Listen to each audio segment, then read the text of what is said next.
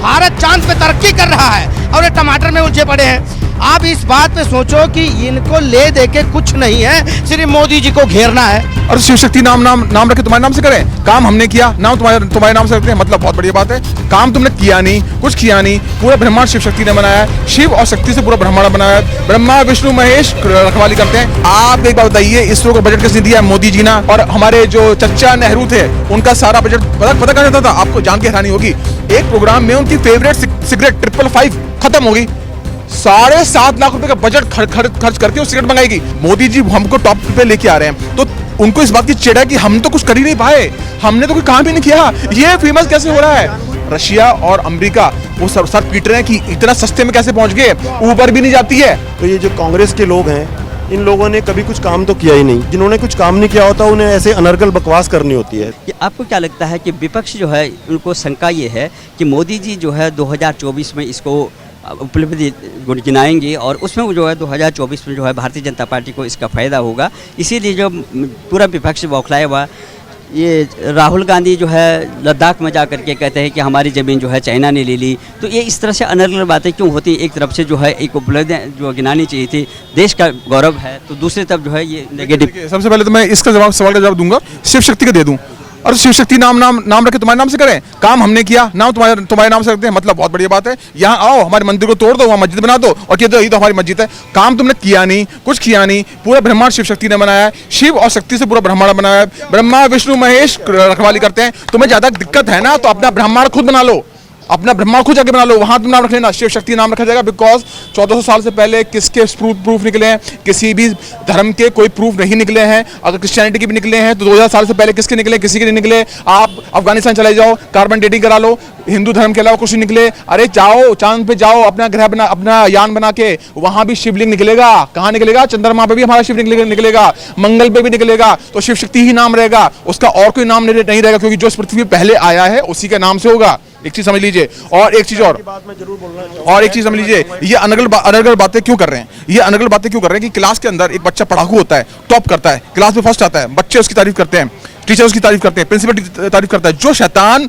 जिन्होंने ना पढ़ाई करी, ना लिखाई करी, ना स्कूल का नाम किया, कुछ नहीं किया, एक बच्चे की वजह से उस स्कूल का नाम पूरी दुनिया के अंदर टॉप पे जा रहा है। मतलब हमारा स्कूल कौन है? भारत। मोदी जी हमको टॉप पे लेके आ रहे हैं, तो उनको इस बात की चिढ़ है कि हम तो कुछ कर ही नहीं पाए, हमने तो कोई काम ही नहीं किया। ये फेमस कैसे हो रहा है?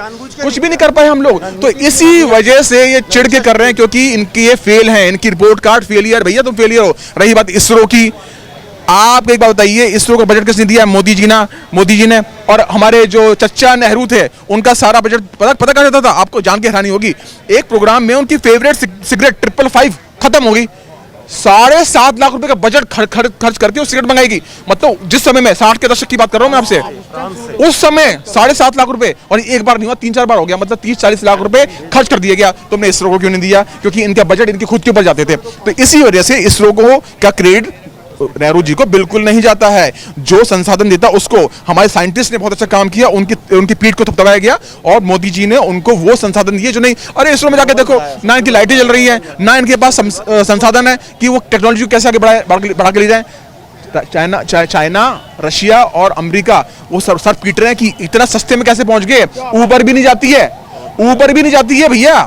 तो ये इससे चिड़े हुए हैं कि काम करने वाला कर्मठ व्यक्ति मोदी है। राहुल गांधी लगातार जो है लद्दाख में कह रहे हैं कि चाइना ने हमारी ज़मीन कब्जा रखी है। क्या हमारे जो सेना के अधिकारी जो वहाँ पे जो है सेना काम कर रही है, वो जो ड्यूटी देते हैं, क्या सेना झूठ बोल रही है? कह रहे हैं मोदी जी झूठ बोल रहे हैं। देखिए आप सुनिए ध्यान से बात करो। एक औरत अपना मकान बेच के 14 लाख रुपए खर्च करके पहले दुबई जाती है, फिर नेपाल जाती है, और नेपाल से एंट्री करती है। तारों के नीचे से जाने वाला सिस्टम बंद कर दिया गया है, क्योंकि इतनी टाइट सिक्योरिटी गई है।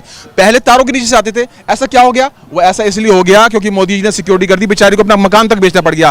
तो इतनी सिक्योरिटी टाइट है, 1 इंच जगह चाइना को जा ही नहीं सकती। तुम्हारे जो वो थे ना चचा नेहरू, उन्होंने दे दी जमीन। अरे बेकार हिस्सा ले जाओ, क्योंकि उनके अंदर दम ही नहीं था। वो तो हमारी सेना थी ना, जो फौलाद से बनी हुई थी, बिना शस्त्र होते हुए भी उन्होंने क्या किया? आपको याद है ना, वो जैसे बॉर्डर मूवी बनी, वहां से 100-200 सैनिक थे हमारे, खदेड़े भाग खड़ा किया। क्यों? सिर्फ हिम्मत के बल पे। तो नेहरू ने कभी किस देश को कुछ नहीं दिया, और इनके पास कुछ कथन के लिए, कहने के लिए कुछ होता ही नहीं है, तो झूठी मूठी बातें लेके आते हैं। आप पास समझ रहे ना? अब टमाटर पे कह रहे थे 200 रुपए किलो टमाटर, 200 रुपए टमाटर, अभी टमाटर पे चिल्ला रहे हैं। उसके बाद क्या बोलेंगे जब टमाटर सस्ते हो जाएंगे, हाय मेरे किसान, हाय मेरे किसान। किसान को 200 रुपये जा रहा है, इनको तब दिक्कत हो रही है। तो चती भी मेरी, पट भी मेरी, ये लोग ऐसे चलते हैं। 2024 में क्या इनको फ़ायदा मिलेगा इससे, या मोदी जी इसको बनाएंगे, या जैसे आशंका जो है जो विपक्ष है विपक्षों की, ये जो है 2024 में 2024 में फायदे की बात कर रहे हैं आप? ये पटल से गायब हो जाएंगे, कुछ काम ही नहीं होगा। ये आने वाले नहीं है सर, ये सब आने वाले नहीं है। 26 दल जो पहले ही खंडित हो चुका है, ये बिल्कुल नहीं आने वाले। मोदी जी आएंगे, जो काम करेगा उसी को लेके आएंगे, और चाहे वो योगी जी हो, मोदी जी हो, संबित पात्रा हो, या देश का कोई भी वो नेता किसी भी पंथ से आता हो जो देश के बारे में सोचेगा। बाकी एक लेटेस्ट खबर ये है, मैं बता दूं आपको, ये बहुत ज़रूरी है कि जो ये बकवास की जा रही है ना राहुल गांधी द्वारा कि जी इन्होंने हमारी भूमि कब्जा दी है, मोदी जी झूठ बोल रहे हैं। वहाँ के निवासियों ने, खास तौर से वहाँ की एक पढ़ी लिखी जो हाईली क्वालिफाइड लेडी टीचर ने बोला है कि जो राहुल गांधी जी बोल रहे हैं ये सरासर झूठ है। ऐसा कोई 1 इंच भी एक्स्ट्रा भूमि कोई कब्जाई नहीं गई है, स्थिति यथावत है जैसे बना हुआ है। आमने सामने जो सेना है, ये सफ़ेद झूठ बोल रहे हैं राहुल गांधी जी, ये वहाँ के निवासी बोल रहे हैं उस एरिया के। तो ये मैं आपको बताना चाहता था।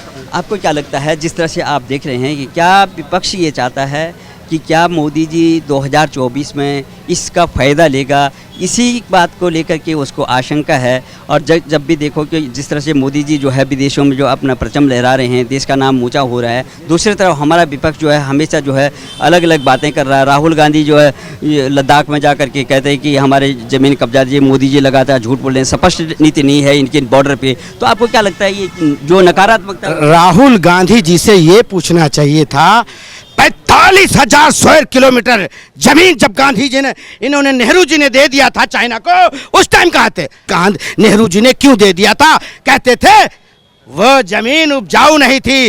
एक आदमी ने क्या कहा, नेहरू जी वो जमीन उपजाऊ नहीं थी, आपके सिर पे बाल नहीं है तो क्या उसको क्या करोगे, उसको क्या करोगे? और ये आज हमारा देश चांद पे पहुंच रहा है और ये टमाटरों में उलझे पड़े हैं, ये टमाटरों में उलझे पड़े हैं।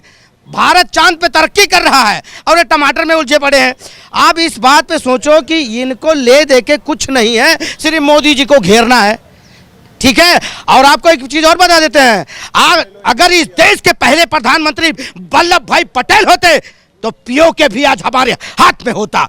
आपको मालूम है, पीओके भी हमारे हाथ में होता, पर नहीं, उन्होंने सिर्फ अपने आप को बनाने की कोशिश करी है, ठीक है ना? सिलेंडर का जो पॉइंट है उसका नाम शिव शक्ति रखा प्रधानमंत्री ने, इस पर भी बहस होगी। जिस तरह से जो है विपक्ष लगातार कह रहा है कि मोदी जी अपना राजनीतिकरण कर रहे हैं, तो आपको क्या लगता है कि उन्होंने तो केवल सिंपली जब सक्सेस हुआ था चंद्रयान 3 तो उन्होंने केवल जो है इसरो को जो बधाई दी थी, उस टीम को बधाई दी थी।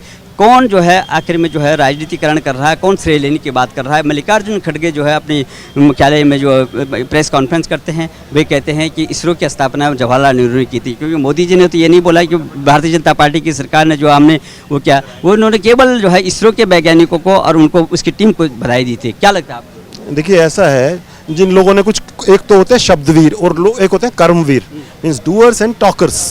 तो ये जो कांग्रेस के लोग हैं, इन लोगों ने कभी कुछ काम तो किया ही नहीं। जिन्होंने कुछ काम नहीं किया होता उन्हें ऐसे अनर्गल बकवास करनी होती है। They have to beat about the bush, क्योंकि उन्होंने कुछ किया है नहीं, पहली बात। दूसरा ये कह रहे हैं जी नेहरू जी ने स्थापना की।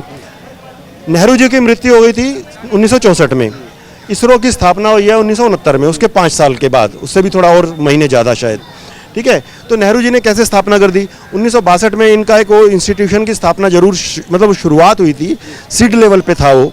तो उससे मैं नहीं मानता कि भाई नेहरू जी ने इसकी शुरुआत कर दी, इसको माना जाएगा। ये बोल रहे हैं जी नेहरू जी का विज़न था, ये कोई कुछ बोले जा रहा है। और चलिए ठीक है, जो है आप देश का देखिए ना, देश का परचम कितना लहराया है, पहली बात। दूसरी बात क्या है, 1969 से जब से इसरो की स्थापना हुई उससे 2013 तक, क्या मैं कांग्रेस के लोगों से पूछ सकता हूँ कि क्या उपलब्धि रही हैं आपकी जो स्पेस प्रोग्राम्स की? एक आर्यभट्ट गया, एक चंद्रयान 1 गया, एक मंगलयान गया, ये केवल 3 उपलब्धियां हैं। भेज दिया, एक वो बोलते हैं जी राकेश शर्मा को भेजा, अरे उसको तो रशिया के यान ने चड्डी दे के, कहते हैं ना, अपना पीछे बिठा के वो तो ले गए थे। उसमें भारत की स्पेस प्रोग्राम की क्या उपलब्धि थी, हमारे वैज्ञानिकों की क्या उपलब्धि थी? वो nothing, it was total nullity, जिसका कि इंदिरा गांधी ने उस टाइम बहुत प्रचार किया कि आसमान वहाँ से तुम्हें कैसा दिख रहा है, ये कर रहा है करके उन्होंने उनसे बात की, चलो ठीक है वो, बट उसमें भारत की कोई उपलब्धि मैं नहीं मानता हूँ। अब आप देखिए, इस टाइम मुझे आंकड़े याद नहीं है, मतलब 10 गुना अधिक ये 2014 से लेकर और 2023 इन 9 वर्षों में जो इन लोगों ने 1969 से 13 तक भेजे थे, मेरे ख्याल से 35 इन्होंने कुछ किया है, बहुत थोड़े से। और यहाँ तो दसियों गुना अधिक जो है उपग्रह भेजे गए हैं, इतनी अधिक जो है हमने आय कर ली। अभी एकदम एक साथ 104 सैटेलाइट हमने दूसरे देशों के भेजे, जिससे इसरो को बहुत अधिक आय हुई, जो भारत सरकार के खाते में जुड़ी जाके। उससे क्या है, जन कल्याण की योजनाएं बनती हैं। तो आप बताइए, शक्ति को जो पॉइंट का नाम दिया है शिव शक्ति भी इसे सिगौरी ये सर्व कल्याण के लिए। मतलब कुछ शर्म आनी चाहिए इन्हें। शर्म भी मतलब आदमी की जबान थक जाएगी कहते कहते कि इन विपक्षियों को शर्म आनी चाहिए, इन्हें तब भी नहीं आती है। ये हिंदू बहुल देश है, एक हिंदुओं का देश, प्राइमरीली जो हिंदू बहुल देश है या हिंदू जनसंख्या है, और जनसंख्या धर्म के आधार पर बंटवारा हुआ था। हिंदू जनसंख्या यहाँ रही थी, मुस्लिम वहाँ गई थी। उसके बाद अगर शिव शक्ति नाम रख रहे हैं, नहीं तो और फिर क्या रखें नाम, क्या रखें? ये कोई बात होती है क्या? यही तो नाम रखा जाएगा एक हिंदू बहुल देश में। शिव शक्ति नाम रख दिया। उधर चंद्रयान 2 जो है उसका जो वो है, जो स्टेप्स का जो निशान है, उसका वहाँ पे तिरंगा पॉइंट रखा है। कितना मतलब सोचते हैं हमारे मोदी जी। हाँ, मतलब सारी चीज़ों का ख्याल करते हैं, राष्ट्र का भी, धर्म का भी। हाँ, राष्ट्र धर्म का इतिहास। तो इतना बढ़िया काम किया है। अब आपको मैं उपलब्धियां बताता हूँ। चंद्रयान 3 से क्या उपलब्धियां, कहते हैं जी स्पेस में हमने इतिहास रच दिया, बट कैसे रच दिया? क्यों ऐसा हुआ कि फटाफट जब हम लोगों ने भेजा चंद्रयान 3 साउथ पोल पे चंद्रमा के, तो अचानक रशिया ने 11 अगस्त को ही तैयारी करके आनन फानन में हमसे 8 गुना 9 गुना अधिक लागत लगा के, कि ऐसा क्या हुआ जो उनको भेजने की एकदम जरूरत पड़ गई? इससे पहले वो ठंडे बैठे थे। इससे पहले तो मोदी जी की तरह किसी ने इतना साहस नहीं दिखाया।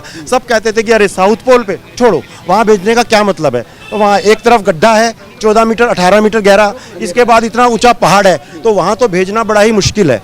परंतु भेजा फिर भी क्यों?